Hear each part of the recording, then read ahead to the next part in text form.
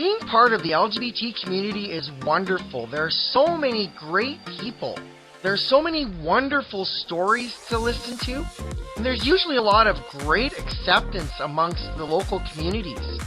However, in spite of that camaraderie, there are still a number of issues that we face within the LGBT community.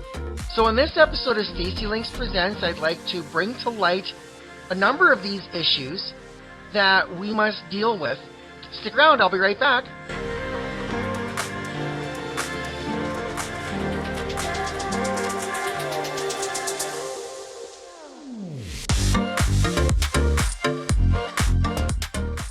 So welcome to my channel. I'm Stacy, and in this episode, as I mentioned, I'm going to talk about the issues that we face within the LGBT community.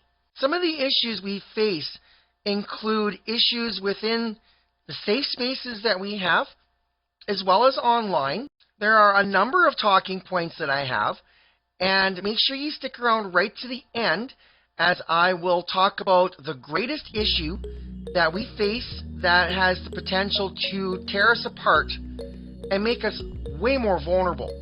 Alright, so before I get started, if you're new to this channel and you're a transgender person interested in fashion, makeup, and jewelry, make sure you go down below in this video and hit the subscribe button. I have many videos on my channel you'd be interested in seeing. Plus, I'm doing advocacy for the LGBTQIA+ community, as in this episode. I'm also talking about my transition as a single parent. And also be sure to follow me on social media. I'm on Instagram, Facebook, Twitter, and on TikTok. Be sure to check the description below this video for all my social media links.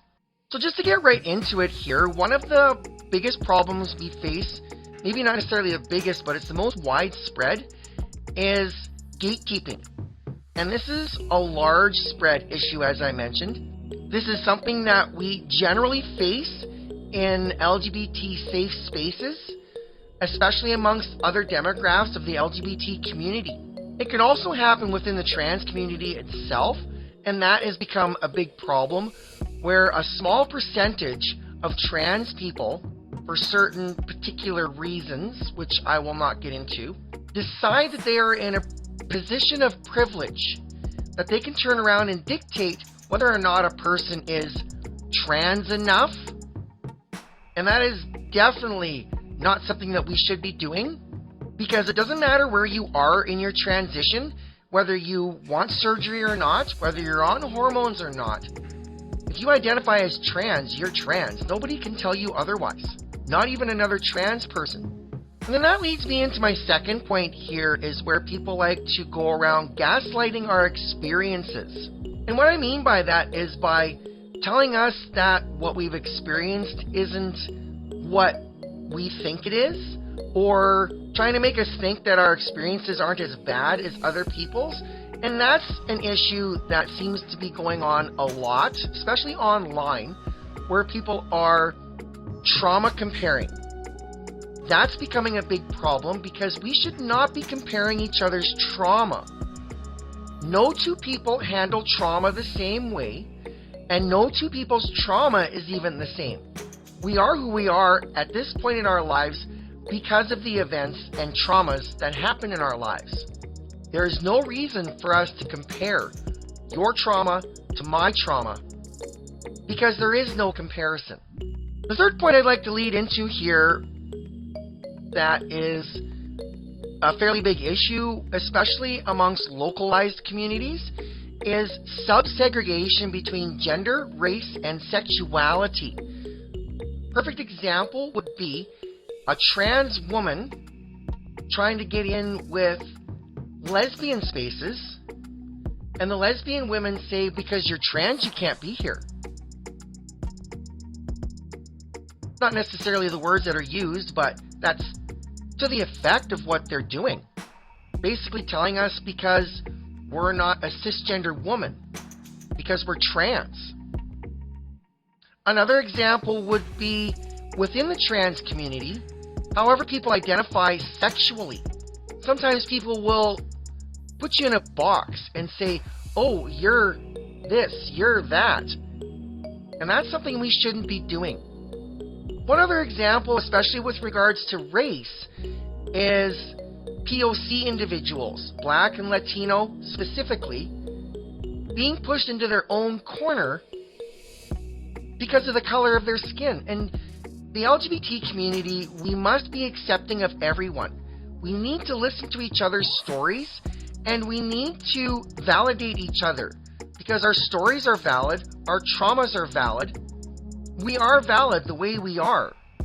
Point number 4 I touched on slightly earlier, but point 4 specifically I'm going to go in a little more detail is transphobia within the trans community.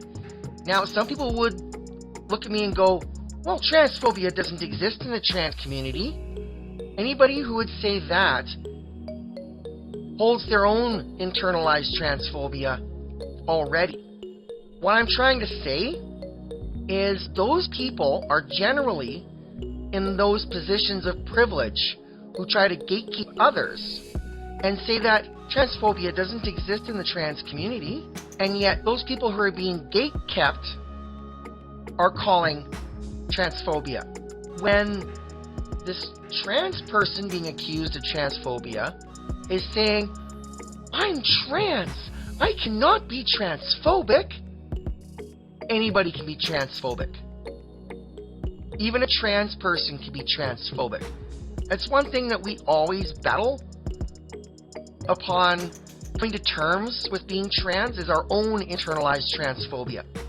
And oftentimes a lot of trans people can't even get over their own, and it results in just what I've been talking about. And one place where I've seen it from the most, and now I'm not saying all, but many binary trans women are guilty of the aforementioned things: gatekeeping, subsegregating, and transphobia against non-binary trans folks. Now remember, anybody who is non-binary is still transgender. Transgender does encompass binary and non-binary gender identities. So people who are binary trans, trying to gatekeep transgender against non-binary people, that is a serious issue. I'm going to take this a step further, and I'm going to move into point 5, something that I've experienced on a semi-basis. I've heard of this, is somewhat prevalent, and it can become a serious issue, is talking for a group within the community that this person is not identifying as. Again, this goes back to the whole gaslighting and gatekeeping and transphobia, where a particular group of trans people marginalize another particular group of trans people by saying they're all like this, they're all like that. No two people are alike.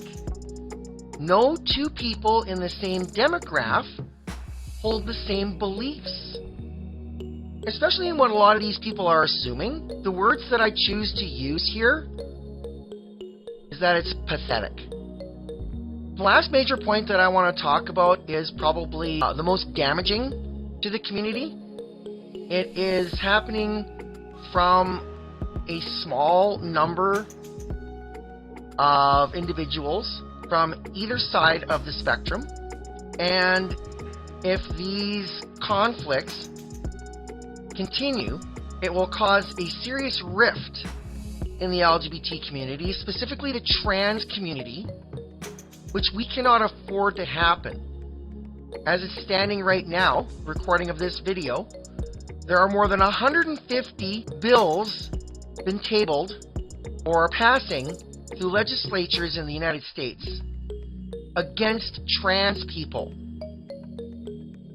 And it's all because of these points, plus the extremism that has been running rampant in certain demographics of the trans community. We have some people on the left who feel like they're trying to standardize their own way of being trans, and then you have other people on the right, binary trans people, trying to tear us down, trying to put us back in the closet. because of the left. Again, I say this is only a small demographic of the entire trans populace. Say about 3 to 5% total. But these 3 to 5% seem to have some sort of a following, and they seem to be trying to really amplify their voices. And again, this is something that is very damaging to the trans community and the LGBT community as a whole, because this conflict is what's driving these bills and other right-wing anti-LGBT movements that are going on around the world. So in conclusion, with all of these points here, you can definitely see the type of issues that we really need to work at. The majority of these issues are long-standing and widespread, and they're also systemic in nature, which means that they're going to be difficult to break down.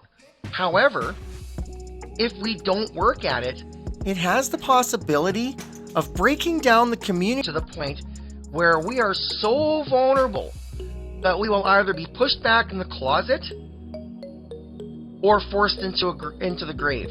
We are not going away. LGBT people are born every day. We're born this way, as I've said on YouTube and on social media. This is our truth as a trans person. It's just the way it is. So we need to gain solidity in the community. We need to stop our petty squabbles and start communing, start listening to each other. There are too many of us put in the ground every day, whether by murder or suicide. We cannot afford to lose this fight. We must continue the fight. Alright, so thanks for watching. Make sure you smash that thumbs up button down below and drop me a comment. Tell me about your experiences with issues in the LGBT community. And I'll see you next time. Bye!